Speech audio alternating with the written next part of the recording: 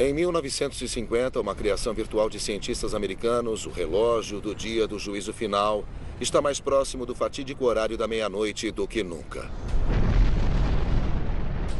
Com a onda de testes atômicos e o despertar da China, o mundo estremece. Ataques secretos, inimigos inesperados.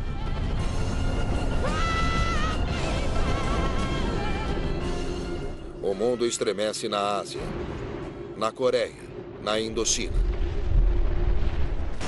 Na Indochina, já faz 5 anos que os comunistas lutam contra os franceses.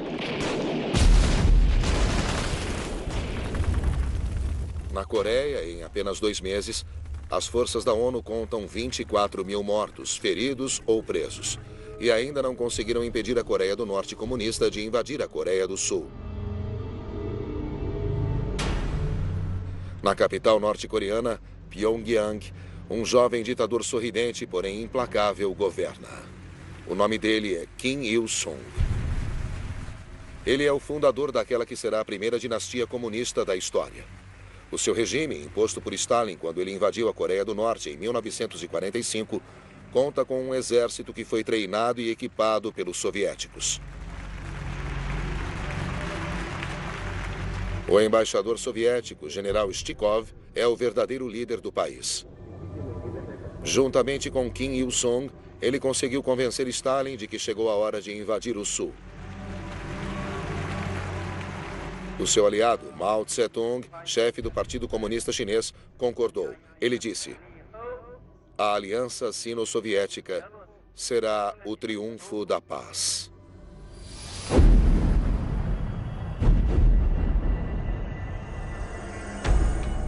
Nas Nações Unidas, o Conselho de Segurança condenou a agressão norte-coreana. Os Estados Unidos obtiveram um mandato para liderar a intervenção militar através de uma coalizão simbólica, composta por 22 países.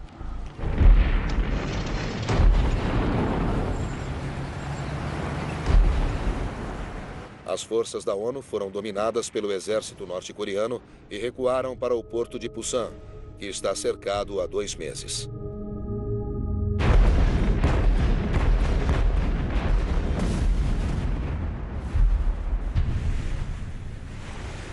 No início de setembro de 1950, o comandante em chefe da coalizão, o general americano Douglas MacArthur, embarca em um navio de guerra sob a bandeira da ONU.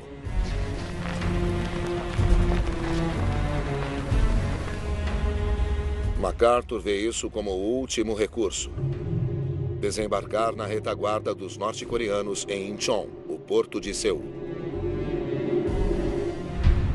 15 de setembro de 1950.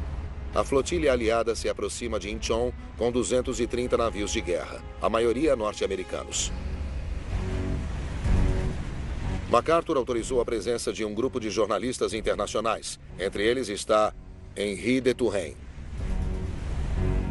Ele escreve: "Com o pano de fundo cor-de-rosa do amanhecer, os fuzileiros navais norte-americanos demonstram seu poderio para vingar a humilhação da infantaria enquanto navios deslizam como peças de um tabuleiro de xadrez."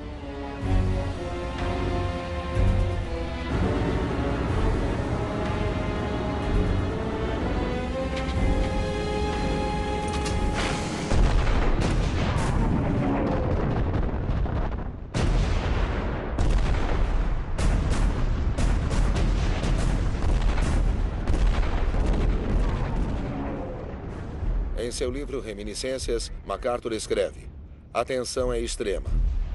40 mil homens estão prestes a se lançar em uma missão audaciosa para salvar 100 mil que estão lutando no Sul. Se perdermos a guerra para o comunismo na Ásia, o destino da Europa será gravemente comprometido. Vencendo, a Europa continuará livre."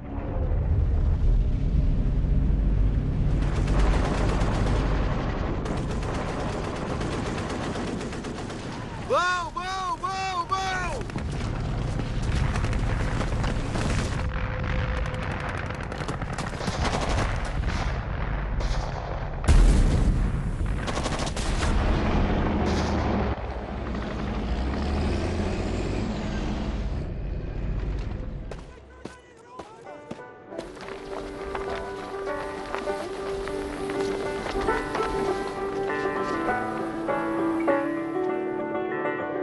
Depois de tomar o porto de Incheon, os fuzileiros navais saboreiam a sua vitória. Os cinegrafistas fazem um balanço do custo humano.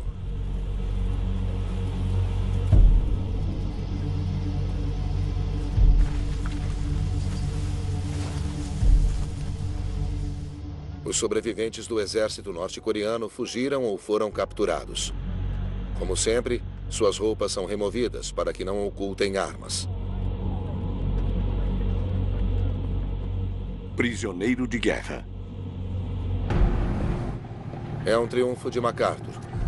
Como sempre, ele é seguido por um enxame de jornalistas. A partir de agora, ele é apelidado de Incheon. Ele faz uma pausa diante dos restos de um tanque soviético T-34 para fornecer uma prova do envolvimento de Moscou no conflito coreano. Enquanto Stalin continua a se posicionar como líder da luta pela paz. Ele faz com que os grandes partidos comunistas europeus organizem grandes protestos, com slogans como "Deixem a Coreia para os coreanos", "Pare o ataque americano à Coreia", "Tirem as mãos da Coreia". Kim Il-sung, o líder norte-coreano surpreendido pelo desembarque americano em Incheon, tem uma reação stalinesca. Abaixo o imperialismo americano! Abaixo o imperialismo americano! Urra! Urra! Na Coreia do Sul, o avanço das forças da ONU para libertar o país desacelerou. Cinegrafistas arriscam a vida para filmar os combates cada vez mais violentos.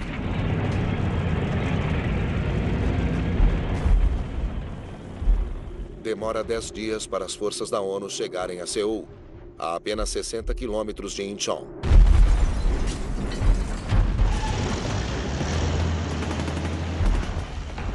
Seul, a capital do Sul, ocupada e reocupada, está devastada pelos combates.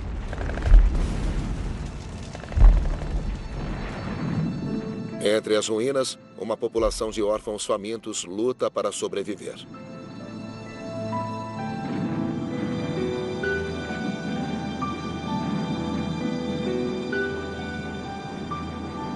Os norte-americanos descobrem um número pavoroso de valas comuns. Atrocidades.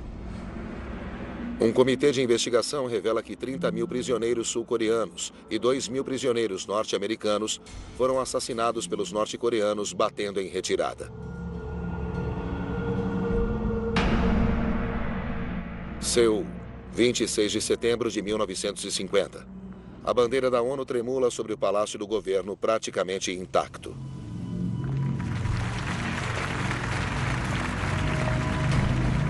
MacArthur reintegra o presidente sul-coreano, Syngman Rhee, que declara: "General MacArthur, nós o amamos como o salvador de nossa raça." Para Syngman Rhee, o retorno à paz significa que o seu país permanecerá dividido em dois. Ele quer cruzar o paralelo 38, que separa as duas Coreias desde 1945 e continuar avançando, mesmo sem a autorização da ONU, até o Yalu, o grande rio que cria uma fronteira natural com a China. Você está cruzando o paralelo 38. Os norte-americanos fazem a vontade dos sul-coreanos e registram o cruzamento do paralelo 38. A reunificação do país está acontecendo à força, o que assusta os aliados da coalizão, que temem uma extensão do conflito. Em Seul, organizações de jovens sul-coreanos multiplicam os seus protestos com slogans como "Deem-nos armas para exterminar os comunistas." Os comunistas estão fugindo, atrás deles, atrás deles. Apesar das reservas da ONU, MacArthur, secretamente incentivado por seu governo, dá ao exército a ordem de cruzar o paralelo 38. 1º de outubro de 1950. Os norte-americanos entram na Coreia do Norte. A mensagem deles é clara: o expansionismo comunista deve chegar ao fim. Onde houver uma ameaça, haverá uma reação e destruição.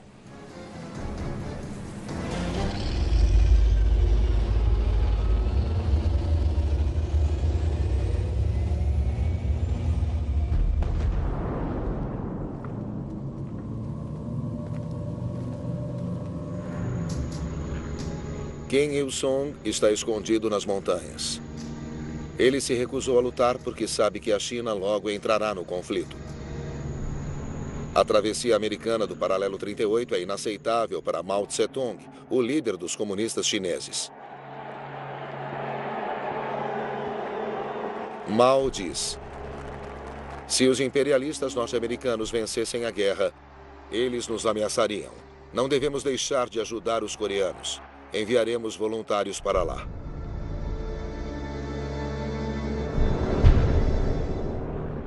15 de outubro de 1950, 2 semanas depois de atravessar o paralelo 38 em uma ilha no Pacífico, o presidente americano Harry Truman vem ao encontro do general MacArthur. Truman não veio só para fixar outra medalha no peito de MacArthur. Por trás dos sorrisos, Truman veio para expressar a sua preocupação.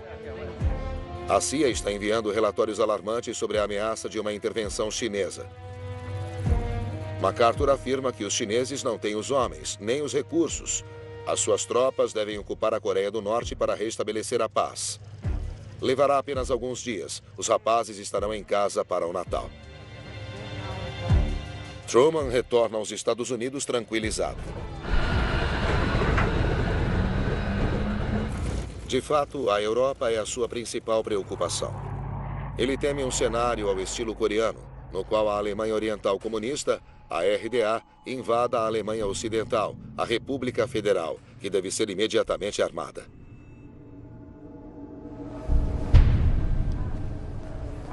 No lado soviético, em Berlim Oriental, os ex-soldados de Hitler também são rearmados e inadequadamente chamados de Exército Popular Nacional.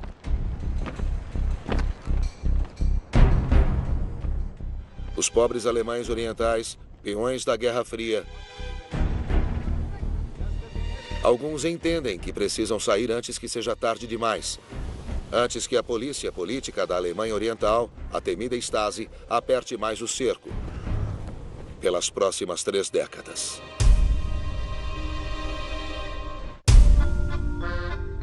Os ocidentais fazem ideia de como têm sorte.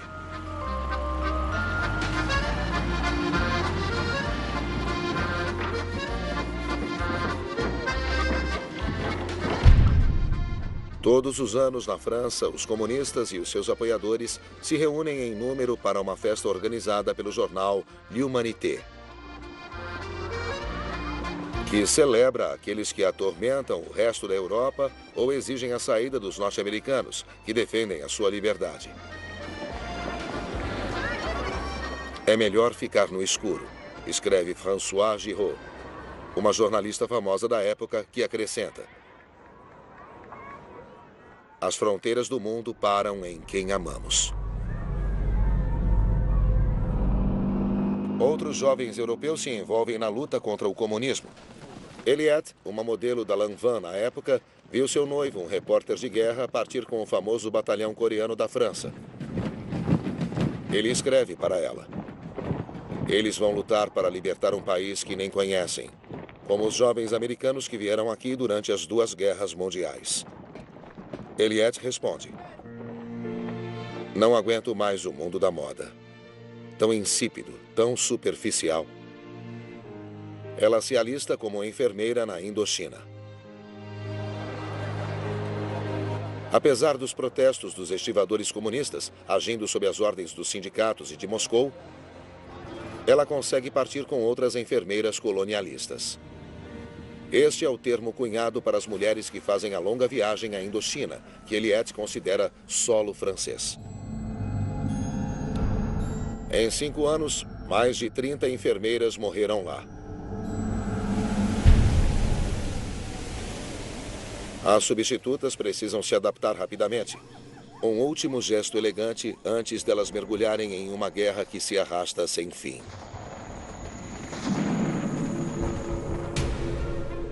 Os franceses procuraram uma solução política para acabar com o impasse.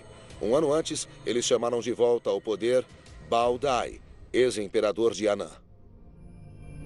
Annan, Tonkin e Cochinchina agora compõem o Vietnã. A Indochina Francesa deixou para trás 3 países oficialmente soberanos. Juntamente com o Camboja e o Laos, eles formam o que é conhecido como Estados Associados. O exército francês não mais carrega o peso de defender uma colônia, mas um aliado, que terá seu próprio exército e é aceito pela maioria da população do Sul. Os Estados Unidos reconhecem essas novas nações. Eles enviam uma missão militar e materiais de guerra que marcam o início de uma espiral em que se descobrirão presos.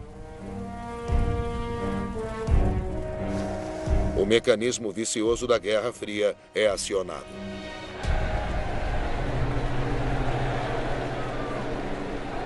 Os países comunistas reconhecem a República Democrática do Vietnã, líder, o implacável Ho Chi Minh, que apenas controla uma zona montanhosa no norte, na fronteira da China de Mao.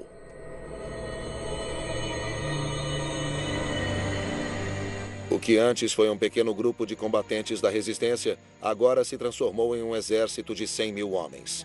Eles são armados e frequentemente supervisionados pelos chineses, mesmo no quartel-general do seu líder militar, o general Giap. No outono de 1950, Giap e Ho Chi Minh querem uma vitória decisiva. Eles querem expulsar os franceses da antiga Rota Colonial 4, ou RC4, que segue a fronteira chinesa e entra em território comunista, e assumir as posições estratégicas de Cao Bang, Dong Ke e Lang Son. Em 16 de setembro de 1950, a 308ª Divisão do Viet Minh ataca.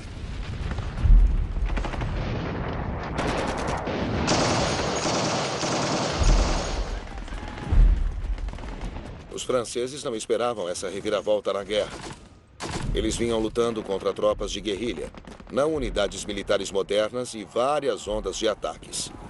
O jornalista francês Lucien Baudard escreve: o fanatismo asiático empurra o exército de Giap para os limites do horror.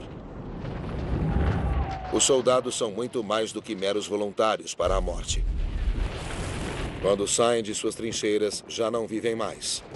Como mortos-vivos, eles se jogam na linha de fogo, uma pilha de corpos sacrificiais.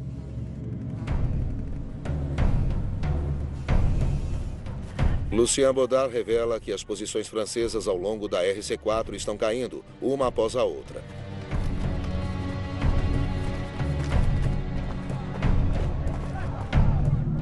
Os agricultores e as tribos que permanecem leais à França são abandonados e não têm escolha, a não ser fugir.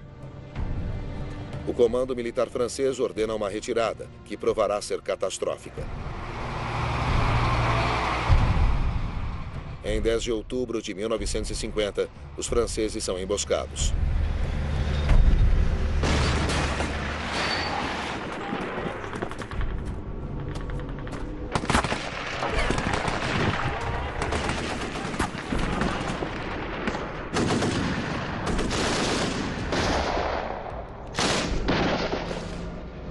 Entre essa emboscada e a batalha da RC4, 5 mil homens são mortos, feridos ou desaparecem no lado francês.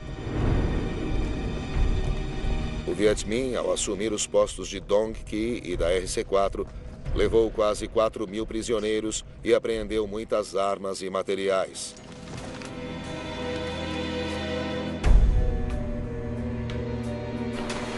Os prisioneiros franceses caminham por dias, até semanas, em direção a verdadeiros campos da morte. Juntamente com seus homens, o tenente Jean-Jacques Boucler é submetido ao que os Viet Minh chamam de reeducação. Lavagem cerebral contínua com sessões intermináveis de autoavaliação e aulas sobre marxismo. O tenente Boucler lembra: os guardas do Viet Minh gritavam: todos vocês são colonialistas, criminosos de guerra e inimigos do povo vietnamita. Normalmente, nós o eliminaríamos, mas graças à política de clemência do presidente Ho Chi Minh, a sua vida será poupada e vocês se tornarão lutadores pela paz. Muitos prisioneiros se recusam e fazem apelos pela paz no Vietnã. Eles são deixados para morrer de fome. Segundo a propaganda, o Viet Minh recompensa aqueles que parecem aderir à sua ideologia, distribuindo fatias de abacaxi. A doutrinação é uma das principais armas deste conflito da Guerra Fria, um símbolo do confronto entre Oriente e Ocidente.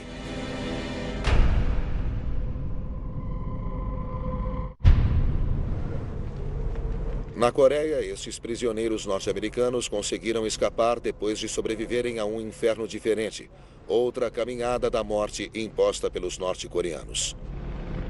Em Pyongyang, os norte-coreanos filmaram um desfile de uma coluna de prisioneiros norte-americanos.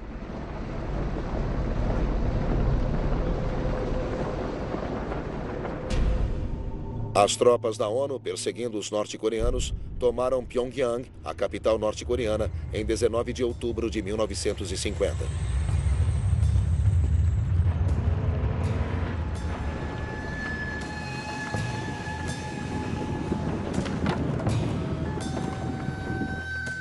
Para estes jovens norte-americanos, conquistar esse símbolo do comunismo é um sinal de que a guerra acabou.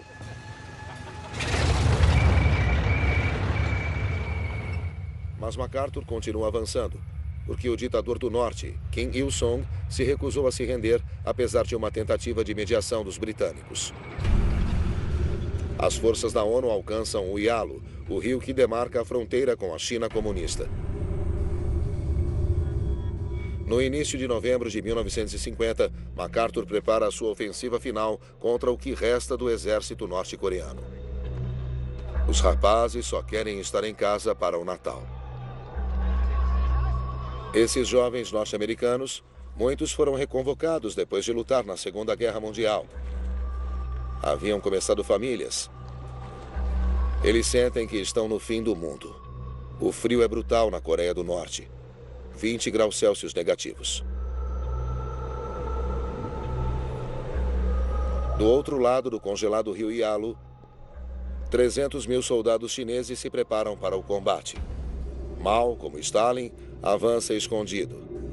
Essa é a marca registrada da Guerra Fria. Esses soldados são oficialmente voluntários, recrutados para combater o inimigo imperialista. Eles não usam insígnias oficiais do exército. Tampouco o seu comandante, o general Peng Duai. Ou os seus oficiais, incluindo o filho mais velho de Mao Tse-tung, o tenente Mao An-ning, de 28 anos. A data da ofensiva não foi escolhida ao acaso. 25 de novembro de 1950. Esse é um feriado para os norte-americanos, que aguardam a chegada de paraquedas com o seu tradicional peru. É o dia de ação de graças, o dia de agradecimento, o dia em que os primeiros colonos dos Estados Unidos deram graças a Deus por sua proteção.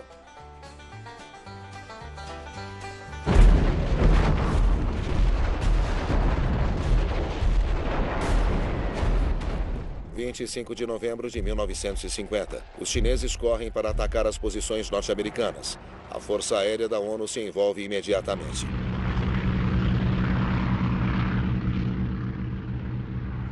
Aviões de combate norte-americanos, australianos e britânicos jogam toneladas de napalm ou gasolina gelificada nos chineses.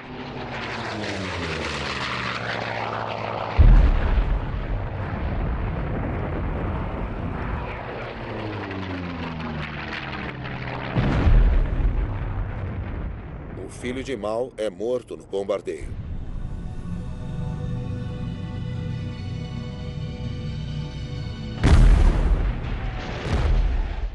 Nada pode impedir o avanço estrondoso do exército de Mao e as suas ondas de homens sacrificados.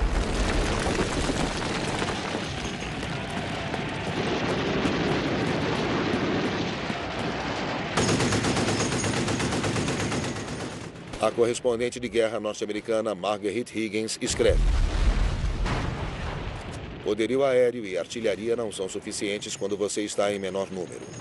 Nem os fuzileiros navais conseguiram lidar com as massas de chineses uivando e gritando.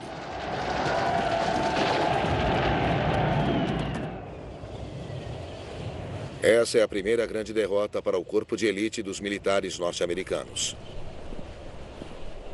O número de baixas é impressionante. 20 mil mortos ou feridos em 10 dias. Assim começa a terrível retirada das forças da ONU durante o inverno gelado das montanhas da Coreia do Norte.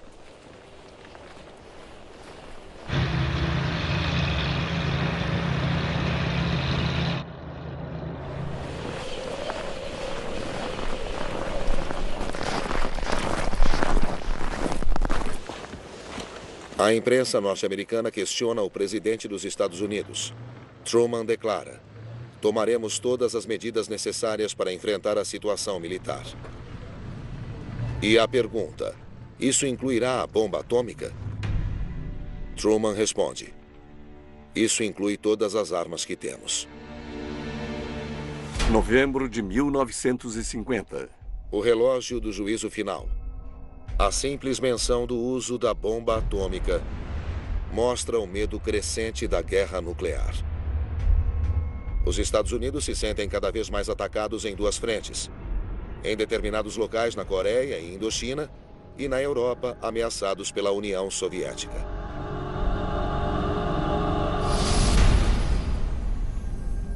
Truman realmente pretende lançar a bomba atômica sobre os chineses que estão expulsando os norte-americanos da Coreia? O governo norte-americano está dividido.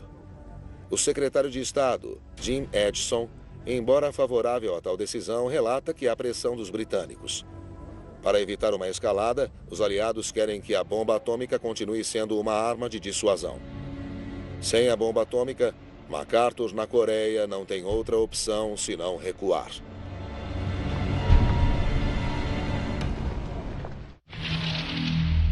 Por trás dos grandes cartéis de drogas, das montanhas de dólares e dos incontáveis crimes, não existe uma pessoa qualquer. Existe uma sombra. É hora de colocar uma luz nessas histórias. Traficantes Invisíveis. Novo episódio, segunda, 11h15 da noite, no National Geographic. Everything we do can be predicted. Everything. They're fanatics. We need the police. You want to take them down? It's impossible. You knew I was going to come here. This place will not be good for you.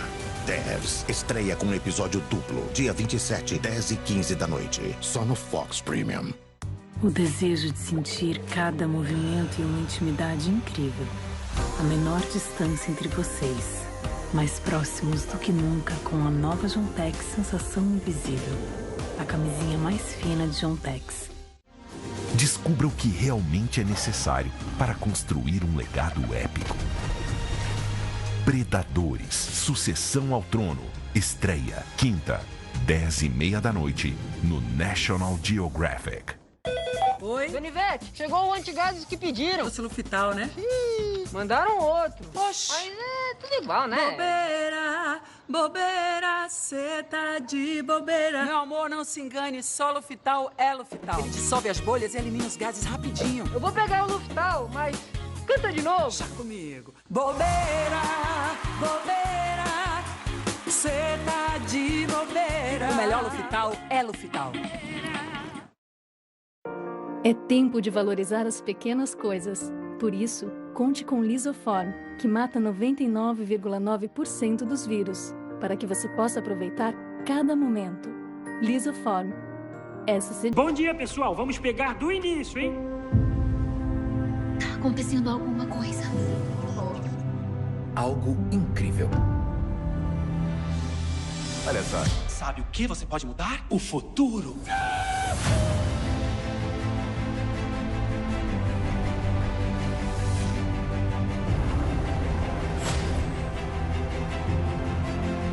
Que a força esteja conosco.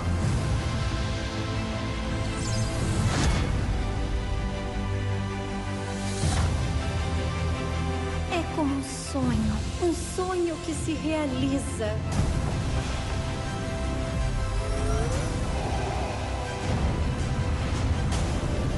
Você tem uma coisa muito rara. Mágica.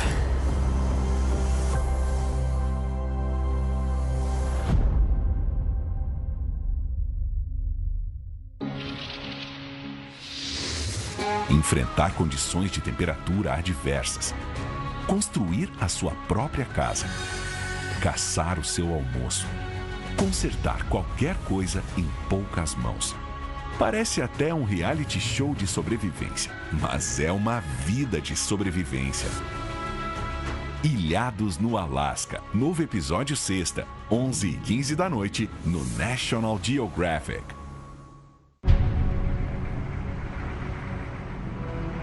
Em 8 de dezembro de 1950, os norte-americanos, sul-coreanos e os seus aliados se retiram pelo paralelo 38, que cruzaram 3 meses antes e abandonam a Coreia do Norte. A população norte-coreana, enfrentando a possibilidade do retorno do regime de Kim Il-sung, está em pânico. 1 milhão de civis consegue escapar para a Coreia do Sul, onde eles nem têm certeza de que estarão seguros.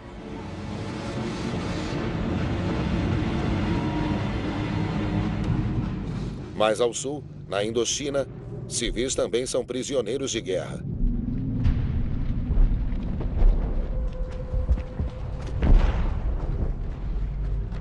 No mesmo mês de dezembro de 1950, na Indochina ensanguentada, eles fogem das frentes de combate.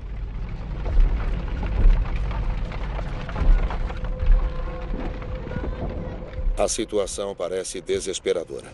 Como um esforço de última hora, o governo francês envia um de seus generais mais renomados para a Indochina, John Delattre de Tassigny. Delattre chega a Saigon em 17 de dezembro de 1950. Ele parece um astro em seu lindo uniforme branco, mas sua bengala é um sinal de sua saúde frágil. Aos 60 anos, ele tem um passado glorioso. Em 8 de maio de 1945, em nome da França, ele assinou a rendição oficial do Terceiro Reich em Berlim. Todas as potências civis e militares da Indochina foram concedidas a ele. Primeiro, ele fala aos vietnamitas. Se você é comunista, junte-se ao Viet Minh. Mas, se você é patriota, lute pelo seu país. Esta guerra é sua.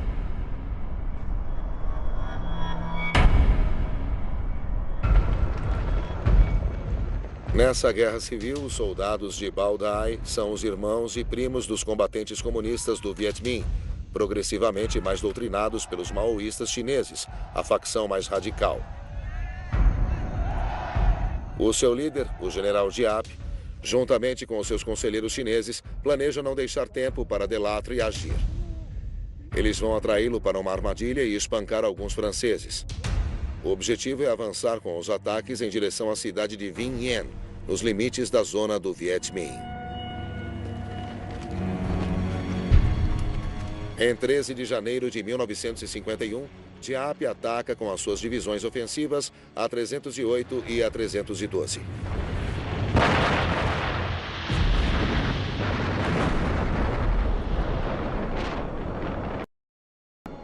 Desde o início dessa nova ofensiva do Viet Minh, o próprio Delattre comanda os seus soldados.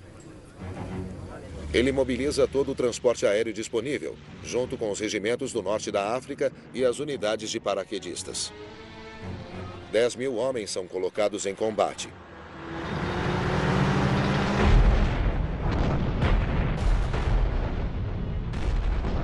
O tenente de artilharia Robert Jambon escreve: "Foi-se a noção de perder. Finalmente temos um líder, um de verdade, que nos levará à vitória. Sinto como se estivesse vivendo um momento histórico. Nunca imaginei que a petulância do rei Delattre tivesse um efeito tão grande no moral das tropas."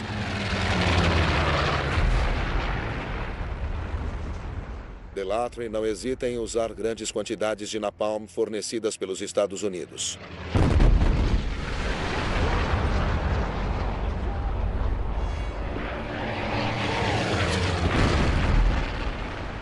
Em 4 dias, o Viet Minh é derrotado, deixando para trás 1.500 mortos, 6.000 feridos e 500 prisioneiros.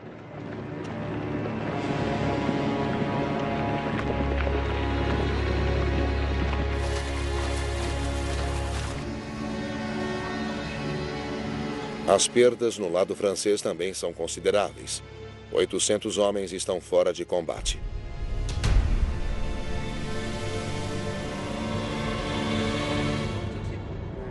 Delattre não comemora a vitória. Ele explica ao jornalista Lucien Baudard que a batalha não termina enquanto a China continuar a apoiar, financiar e armar o Viet Minh. Delattre procura impedir a propagação do comunismo na Ásia. Ele se vê liderando a Frente do Sul, na Indochina, com MacArthur no Norte, na Coreia.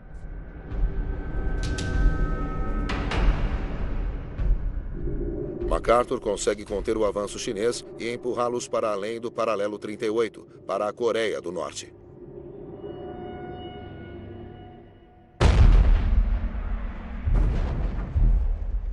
Seul, 14 de março de 1951. A infeliz capital da Coreia do Sul, conquistada e reconquistada 4 vezes em 8 meses, está agora sob controle da ONU novamente. A frente está mais ou menos estável, às custas de combates sangrentos. MacArthur vem para felicitar e condecorar os soldados franceses. Estas são algumas das últimas imagens de MacArthur na Coreia. Feitas pelo cabo-chefe Berrer, que filmou os seus amigos, e a assistente social conhecida como Pepita.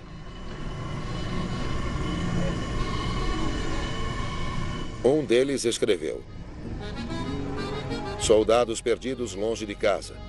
Voluntários do batalhão francês na Coreia conseguiram, graças à sua coragem, ganhar a admiração dos outros contingentes. Cruzados anticomunistas ou simplesmente guerreiros, eles morreram na lama e no frio, como o nosso médico, comandante Jean-Louis, baleado enquanto ia tratar de soldados sul-coreanos. Um testemunho esquecido sobre uma luta cada vez mais brutal e cruel.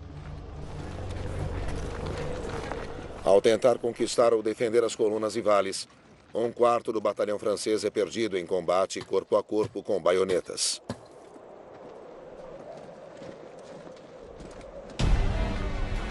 MacArthur ergue o seu copo para os franceses, conforme a tradição.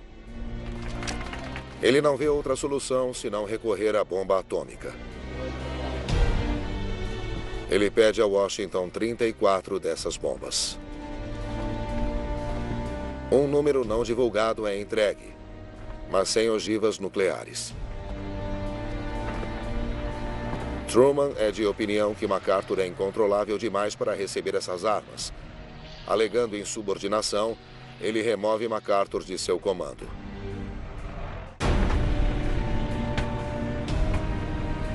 – 16 de abril de 1951. MacArthur embarca em seu avião pessoal, dizendo: fui demitido como uma empregada doméstica. Após a partida dele, Truman manda entregar 9 ogivas nucleares. Ele agora tem os meios para sustentar as suas ameaças, mas é ele quem as controla. Para impedir uma terceira guerra mundial, eu considerei essencial remover o general MacArthur, para que não houvesse dúvida ou confusão quanto ao real propósito e meta da nossa política. Ainda assim, Nova York homenageia MacArthur com um grande desfile na Broadway. O general encontra as palavras para fazer os Estados Unidos chorarem. O mundo mudou. Muitas vezes. Mas ainda me lembro do refrão de uma das baladas mais populares da época. Os soldados velhos nunca morrem. Eles apenas desvanecem. Old soldiers never die. They just fade away. A opinião pública acredita que a remoção de MacArthur enfraquece a posição dos Estados Unidos. O Los Angeles Times diz: é a vitória de Stalin.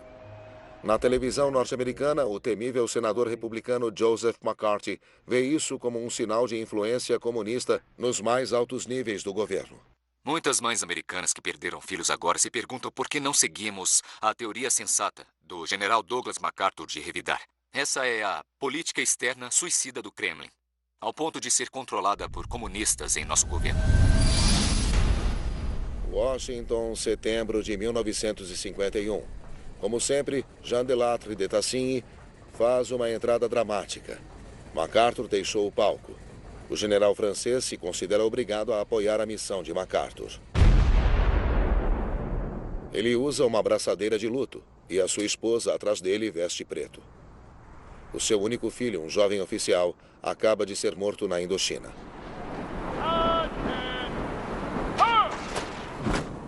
Delattre quer usar o seu prestígio para exortar os norte-americanos a continuar com os seus esforços na Ásia. Caso contrário, haverá uma onda do que ele chama de colonialismo vermelho. Na Coreia e na Indochina existe a mesma guerra. Há uma guerra na Ásia. E nós sabemos. E eu estou aqui e em toda parte explicando, demonstrando a verdade de que a Coreia e a Indochina são o mesmo campo de batalha pela liberdade e contra o comunismo. Ao mesmo tempo, o simbólico transatlântico francês Liberté passa pela Estátua da Liberdade. Em Nova York, no Conselho de Segurança da ONU, o representante norte-americano mostra uma arma soviética apreendida na Coreia. É para denunciar o crescente envolvimento de Stalin no conflito.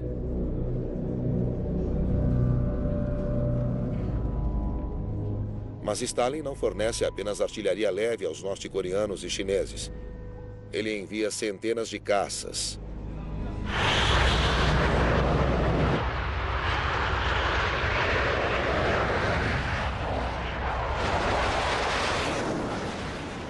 O produto mais recente da indústria soviética, o modelo Mikoyan Gurevich, modelo 15, também conhecido como MiG-15. Os aviões soviéticos são pintados com cores norte-coreanas. A propaganda se concentra nos rostos dos pilotos norte-coreanos, que na verdade são pouquíssimos. A maioria dos pilotos é soviética, que também supostamente são voluntários.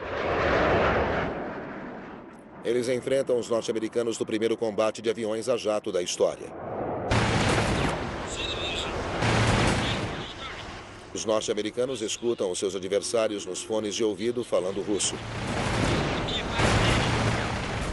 Para os norte-americanos, esses MiG-15 soviéticos são uma descoberta perturbadora. O seu Sabre F-86 é superado. O MiG voa mais rápido e mais alto.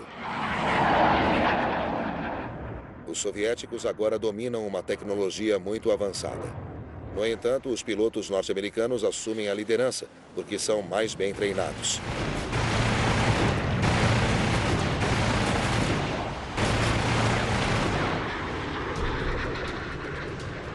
Um dos raros pilotos norte-coreanos deserta e consegue pousar com o seu MiG-15 em uma base norte-americana na Coreia do Sul.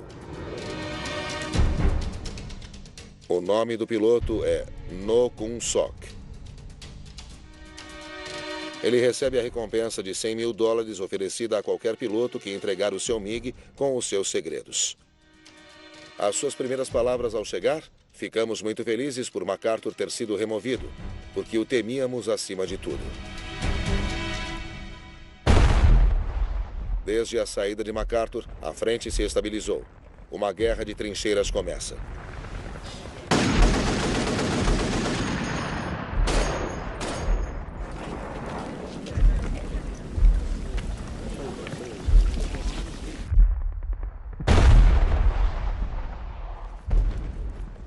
Homens continuam morrendo.